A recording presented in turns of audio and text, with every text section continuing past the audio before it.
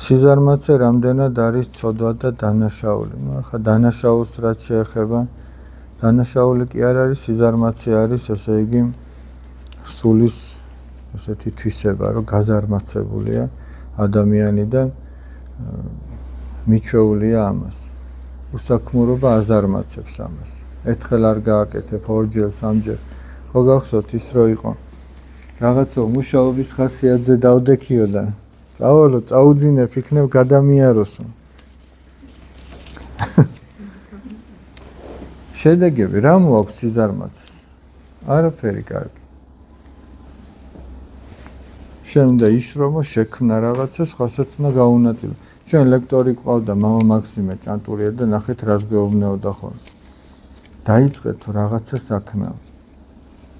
და მიყევით ესე გულმოდგინეთ და 5 წელიწადშიო თქვენნაირად არავის არ ეცოდინება ეგ საქმე. 5 წელიწადში უკვე იქნები წარმატებული. აიღეთ რაღაცა საქმეს მოკიდე ხელი. იმიტომ რომ ცხოვრება წინ არის, ხომ და რაღაცა შექმნათ, ხომ და რაღაცა გააკეთოთ, არა? სიზარმაცით არავის არაფერი არ გაუკეთებია. მე ამას წინათ უყურებდი. მოჭიდავე რომ არის ლაშა ბექაური, ყველამ ძალიან კარგად იცით, მის ვარჯიშს უყურებდი, თავგანწირვამდე ვარჯიშობდი. და მაგ თავგანწირვის გარეშე შედეგები არ არის. მაგ თავგანწირვის გარეშე არის მხოლოდ ოცნებები და შედეგები მოაქვს მაგ თავგანწირვას. მან ეგეთ მიდგომას, რომ შენ ყველაფერი უნდა გააკეთო, თუ გინდა რაღაცას მიაღწიო. ახლა ზარმაცი კაცის მიღწევები მე არ მგონია ვინმეს გაეგონოს. თქვენ გაიგონიათ ზარმაცმა კაცმა თავისი ზარმაცით რაღაცას მიაღწია? არ არსებობს.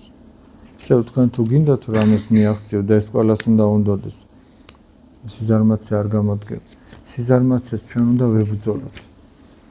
სიზარმაცეს უნდა ვებრძოლოთ იმით, რომ ერთხელ დააძალო უნდა შენ თავს, გააკეთებინო რაღაც, მეორეჯერ დააძალო, მესამეჯერ და ნელ-ნელა გაივლის ეს სიზარმაცე გადავა.